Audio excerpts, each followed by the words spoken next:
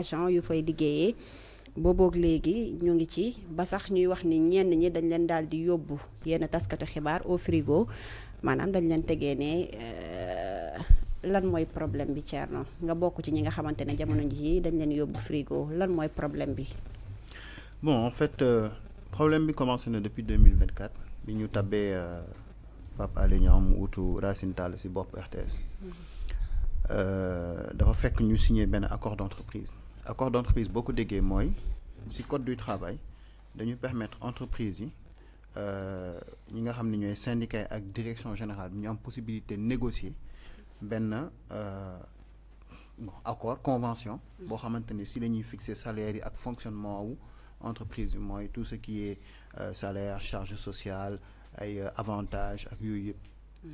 mais état li ñu wax mooy accord d'entreprise mënul def moins que la loi maanaam bu fekkee loi bi dañu 10 laa lay fay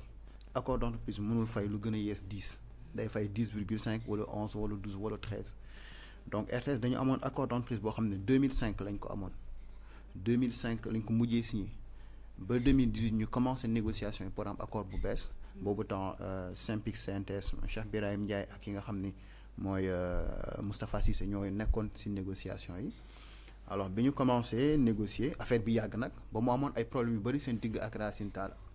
loolu je pense que ñëpp ñu ngi koy fàttaliku parce que doon nañ gis ñoom Ismaïla Diop ñoom Abibou Mbaye que le son est faible. voilà ñoom Abibou Mbaye ñoom Ismaïla Diop ñoom ñëpp ñu ngi doon def le tour des plateaux pour revenir justement ci problème yi ñu amoon ak Racine Talla donc bi ñu demee ba jëmmi jamono parce qu'en fait avant ñu koy signer Racine dafa amoon ñeenti conditions yu mu tegoon bu njëkk bi mooy nga am accordu chef de l'État ci jamono yooyu amoon na ko deuxième condition bi mooy nga am accord conseil d'administration parce que société nationale day am conseil d'administration boo xam ne ñooy saytu liggéeyu DG bi décision bu mu nar a jël mu am incidence financière foog mu jox ko accord am ba pare en 2022 mu am accord conseil d'administration bi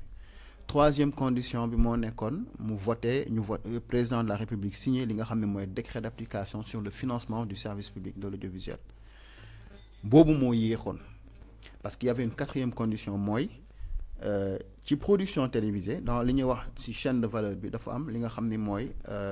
tout ce qui est réseau ak yooyu loolu dem nañ ba ñu créer TDS bi ñu créer TDS ñoom li muy seen métier dafa nekkoon métier boo xam ne dafa nekkoon biir RTS donc bi ñu créer TDS ñu jël 165 agents yu doon xëy RTS yóbbu leen foofu xam nga loolu day libérer une manne ci li nga xam ne mooy salaire yi donc mu desoon dernière condition boobu mooy kon la signature du décret d'application nag président Macky Sall mi ngi ko signé en mars 2024 maanaam quelques jours avant son départ bi ñu ko signé kon ñeenti conditions yëpp mat si la Racine Talla woo syndicat yi ne leen comme léegi ñeenti conditions yëpp mat nañ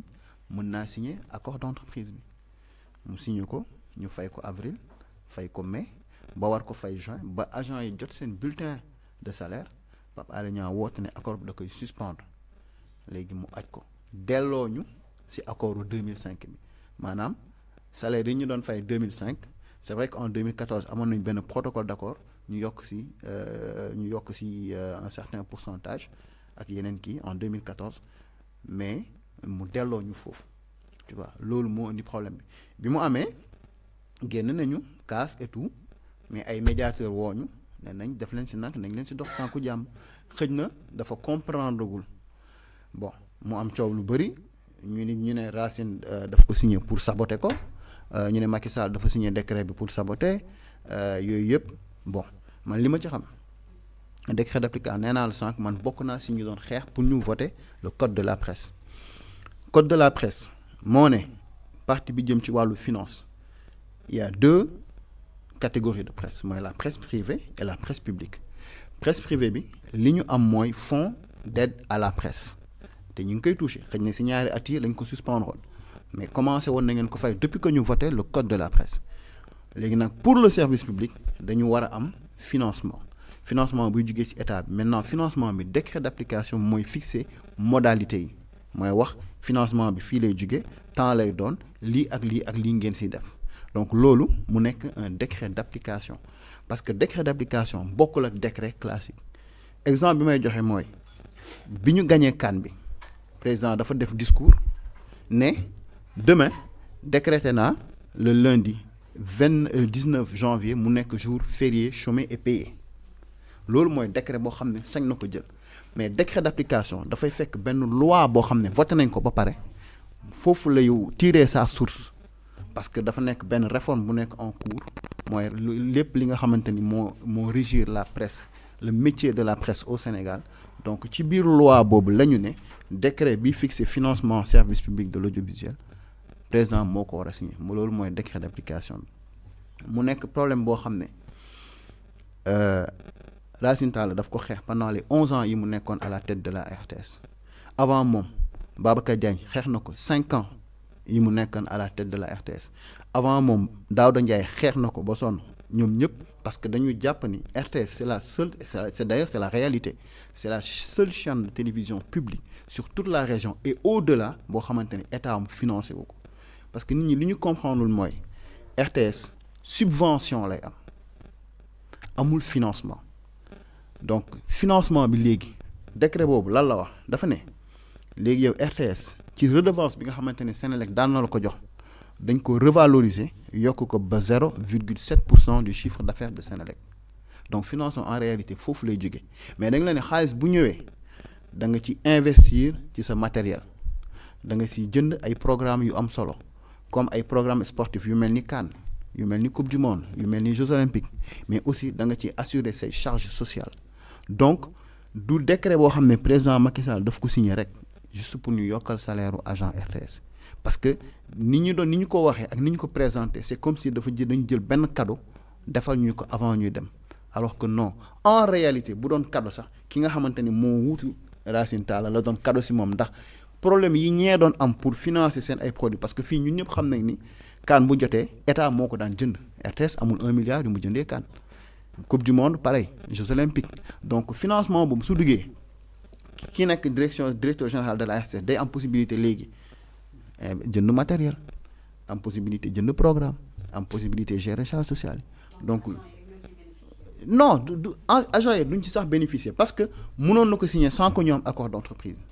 D'accord. mënoon na ko signer sans que ñu am accord d'entreprise ce qui était important mooy que le service public de l'audiovisuel soit financé pour mu mën a assumer ses charges c'est surtout ça assumer sa mission de service public mooy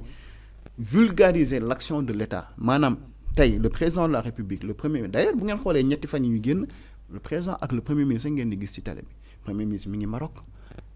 am na équipe RTS bu ko topp lépp lu mu fay def ñu ngi koy wane président de la République heure buy dem am na équipe bu RTS bu koy topp équipe bi koy topp jamono ji mooy équipe bi doon ànd ak Macky Sall pendant les 12 ans yi mu nekkoon à la tête du Sénégal équipe bi topp jamono ji premier ministre mooy équipe bi doon topp Amadou Ba avant ak keneen donc mission de service public la ngi def mooy état lépp loo xam ne mi ngi koy defal askanam ñu fexe ba askan mi seen bopp ñoom ñu gis ko tu vois donc loolu pour ñu mën ko def nag il fallait que mu am financement mu dëgër pour mu mën a assurer toutes ces charges là léegi nag loolu suñu DG dafa ne il faut 1,8 milliard pour yor c'est 1,8 milliard à l'année c'est pas 1,8 milliard par mois ou 1,8 milliard touristes 1,8 milliard à l'année te loolu ce n'est qu'une infime partie si financement bi parce que le financement il est global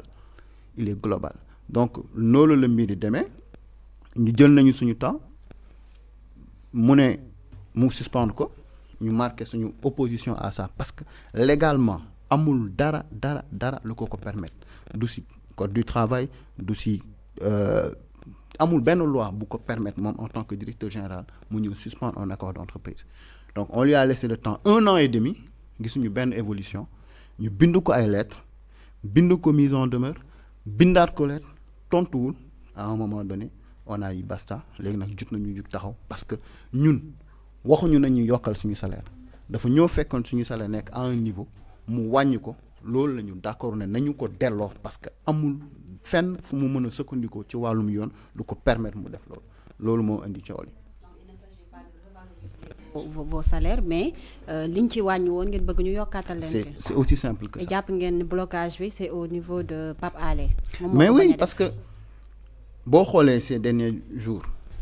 nee naa la au mois d'octobre bi ñu élire un nouveau bureau au niveau du SYNPICS bind nañ ko lettre tontuwu leen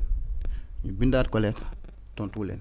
ñetti syndicats yi nekk RTS ñu bind benn lettre par rapport à ça tontu wuñ ñu bindaat ko tout dernièrement au mois de décembre benn lettre tontu wuñ boobu tontu na pour joxe ay réponses yoo xam ne du ñun foofu lañ ko doon xaar ñu bindaat ko beneen lettre encore tontu wuñ moo tax finalement ñun on se dit que kii xëy na amul volonté régler suñu problème li ñu mën a def mooy sensibiliser les autorités